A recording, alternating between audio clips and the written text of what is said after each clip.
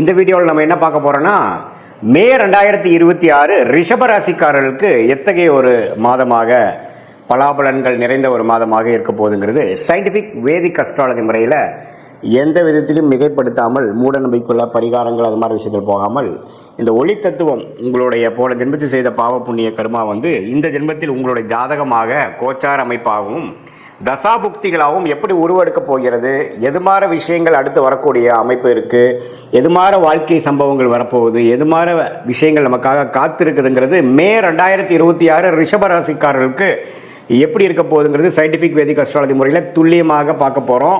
இப்போ பாருங்கள், ரிஷபராசிக்காரர்களுக்கு குரு 2ஆம் இடத்துலையே நீடித்திருக்கிறார். சனி 11ஆம் இடத்துல அருமையாக நீடித்திருக்கிறார். 10ஆம் இடத்துல ராகுவும் 4ஆம் இடத்துல கேதுவும்.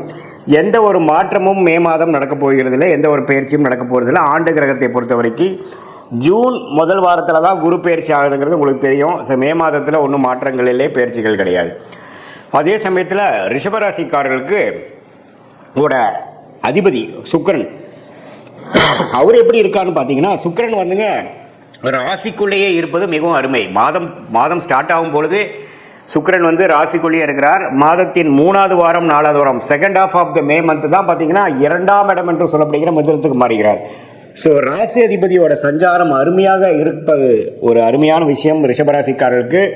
அதே சமயத்தில் சூரியன் புதன் 12ஆம் இடத்தில் இருக்கிறார் முதல் 2 வாரம். அதுக்கப்புறம் செகண்ட் ஹாஃப் பார்த்தீங்கன்னா ராசிக்குள்ளேயே வருவதும் அருமை. ஸோ அதே மாதிரி செவ்வாய் 11ஆம் இடத்துலேருந்து 2வது வாரம் 3வது வாரத்துக்கு அப்புறம் செகண்ட் ஹாஃப் 11ஆம் இடத்துக்கு வருகிறார், 12ஆம் இடத்துக்கு வரார். இது எல்லாம் என்ன காட்டுது அப்படின்னா, நல்லாவே வேலை, தொழில், பணம் அது மாதிரி விஷயங்கள்லாம் கொஞ்சம் ஓரளவுக்கு பிரச்சனை இல்லாமல் இருக்குது. மனசில் கொஞ்சம் சந்தோஷம் இருக்குது, குடும்பத்தில் குதூகலம் இருக்குது. ஏன்னா சுக்கிரன் ராசிக்குள்ளே வரும்பொழுது பார்த்தீங்கன்னா சுவாரஸ்யங்கள் இருக்கும். குரு வேறு 2ஆம் இடத்துல இருந்து நல்லாவே நல்ல அமைப்பில் இருக்கிறார். ஸோ கண்டிப்பாக உங்களுக்கு போன 6 மாதமாக இருந்ததோட மே மாதங்கள் சில விஷயங்கள், காதல் விஷயங்கள், குடும்பத்தில் மனைவியாக இருந்தால் கணவன், கணவனாக இருந்தால் மனைவி, எதிர்பாலத்தின் மேலே கொஞ்சம் அன்பு பாராட்டுற மாதிரி, கொஞ்சம் புரிதல் அதிகமாகிற மாதிரி, சில விஷயங்கள் நல்லது நடக்கிற மாதிரி ரிலேஷன்ஷிப் கெயின் கிடைக்கக்கூடிய அமைப்பு ரிஷபராசிக்காரர்களுக்கு உண்டு. சுக்கிரன் எந்த விதத்திலையும் பாதிக்கப்படாமல் ராசிக்குள்ளேயே ஆட்சி பலத்தோடு இருப்பது மிகவும் அருமை. அதே சமயத்தில் சூரியனும் புதனும் ராஜோகாதிபதியாகிய புதனும் மாதத்தின் செகண்ட் ஹாஃப் ராசிக்குள்ளே வருவது மிகவும் அருமை. ஸோ செகண்ட் ஹாஃப் பல விஷயங்கள் நம்மளால காத்துட்டு இருக்கிற சில விஷயங்கள்லாம் டக்குன்னு நடந்துருச்சு சாமி அப்படிங்கிற மாதிரி கொடுக்கக்கூடிய ஒரு அற்புதமான ஒரு மாதமாக ரிஷபராசிக்காரர்களுக்கு மே 2026 வருகிறதுங்கிறது நம்ம தெரிஞ்சுக்கணும். ஸோ இது ஒரு பொற்காலம்தான். ஏன்னா ராசி அதிபதி சனி பார்வை பெறாமல், ஆனால் என்ன இதில் 3ஆம் பார்வை சனி பார்வை பெறுகிறது. செவ்வாய் வேற சனியோட சேர்ந்துருக்கு. இதில் அதனால என்ன ஆகும்னா, கொஞ்சம் செகண்ட் ஹாஃப் ஃபர்ஸ்ட் ஹாஃப் சுமாராகவும், செகண்ட் ஹாஃப் ஒன்றுமே நல்லா இருக்கிற மாதிரி இருக்கும். ஸோ ஃபர்ஸ்ட் ஹாஃபில் பார்த்தீங்கன்னா சில ரிலேஷன்ஷிப் விஷயங்கள், குடுக்கல் வாங்கல் விஷயங்கள், பங்குதாரர்கள் விஷயங்கள், குடும்பம் அமைதி, அதுல எல்லாம் கொஞ்சம் பிரச்சனைகள் தீரும். ஆனால் கோயிங் ஃபார்வர்ட் செகண்ட் வீக்லேருந்து 3rd வீக்லேருந்து பார்த்தீங்கன்னா ஒன்றுமே கொஞ்சம் நல்ல பேச்சப் ஆகிறது, இன்னும் கொஞ்சம் பிரச்சனைகள் விலகிறதுங்கிற மாதிரி ஒரு நல்ல அமைப்புகள் இருக்குது.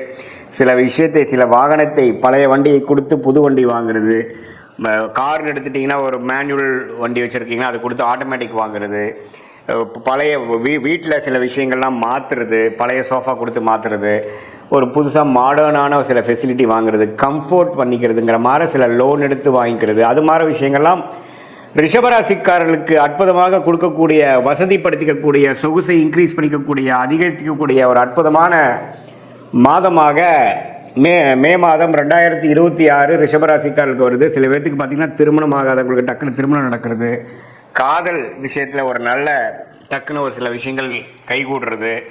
அதே சமயத்தில் தொழிலில் கொஞ்சம் அப்படி இப்படி போயிட்டு இருக்கிறவங்களுக்கு டக்குன்னு ஒரு கான்ட்ராக்ட் கிடைக்கிறது, ஒரு நல்ல ஆர்டர் கிடைக்கிறது, அது மாதிரி விஷயங்கள்லாம் இருக்குது. இதில் ஒரே ஒரு விஷயம், மாதத்தின் முதல் 2 வீக்ஸ் பார்த்தீங்கன்னா செவ்வாய்ங்கிற கிரகம் சனியோட சேர்ந்துருக்கிறதுனால கொஞ்சம் பார்ட்னர்ஷிப்பு, மனைவியாக இருந்தால் கணவன், கணவனாக இருந்தால் மனைவிங்களை மட்டும் கொஞ்சம் கருத்து வேறுபாடுகள், பிரச்சனைகள் அப்புறம் விலகலாம். ஸோ ஃபஸ்ட்டு ஹாஃப் கொஞ்சம் கேர்ஃபுல்லாக இருக்கணும்.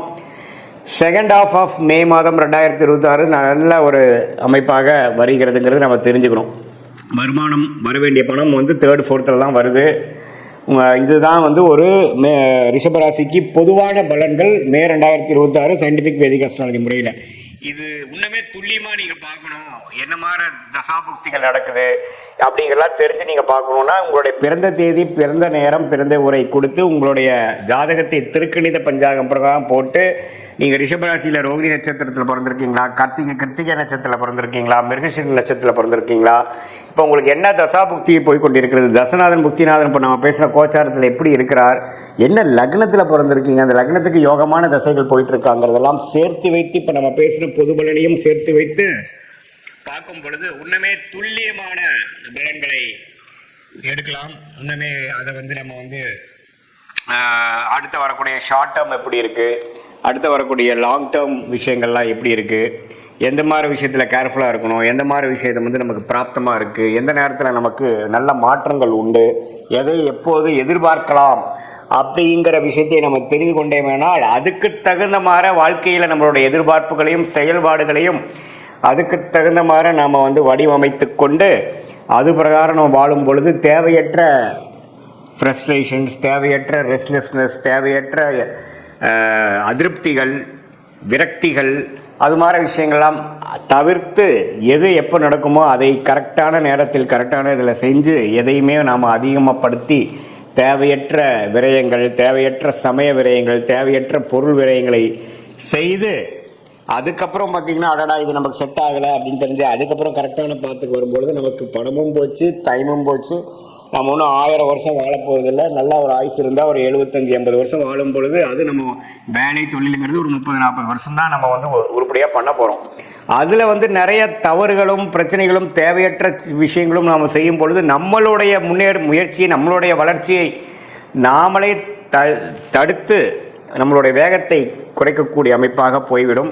அதற்காக நம்ம இந்திய வேத ஜோதிடமாகிய சயின்டிஃபிக் வேதிக் அஸ்ட்ராலஜி முறையில் நம்ம உங்கள் பிறந்த தேதி, பிறந்த நேரம், பிறந்த உரை வைத்து உங்களுடைய திருக்கணித பஞ்சாங்கத்தில் ஒரு ஜாதகத்தை போட்டு பொது பலனையும் துல்லியமான பலனையும் சேர்த்து வைத்து பார்க்கும் பொழுது என்ன விஷயங்கள் எப்போ நடக்கும், எது டிலே ஆகும், எது நடக்கும், வேலையா, தொழிலா, அல்லது வெளிநாடா, உள்நாடா, அரசு உத்தியோகமா, பிரைவேட் செக்டாரா, எது நமக்கு செட் ஆகும், என்ன டொமைன் நமக்கு நல்லா இருக்கு, எந்த கிரகம் வலுவாக இருக்கு, எப்போ நமக்கு கல்யாணம் நடக்கும், எப்போ குழந்தை பெறும், எது மாதிரி விஷயத்தில் எப்போ பண்ணலாம், நமக்கு லேட் மேரேஜா, ஏர்லி மேரேஜா, காதல் திருமணமா, அரேஞ்ச் மேரேஜா, இது மாதிரி பிராப்தங்கள் நம்மளை காத்து கொண்டிருக்கிறதுங்கிறது துல்லியமாக எதையுமே மிகைப்படுத்தாமல் உள்ளது உள்ளவாறு நம்ம சயின்டிஃபிக் வேதிக் அஸ்ட்ராலஜி பார்க்கும் பொழுது வாழ்க்கையில் எதிர்நீச்சல் போடாமல் எளிதில் வெற்றி பெற முடியும் என்று சொல்ல விரும்புகிறேன். மீண்டும் மற்றொரு காணொலியில் சந்திப்போம். நன்றி, வணக்கம்.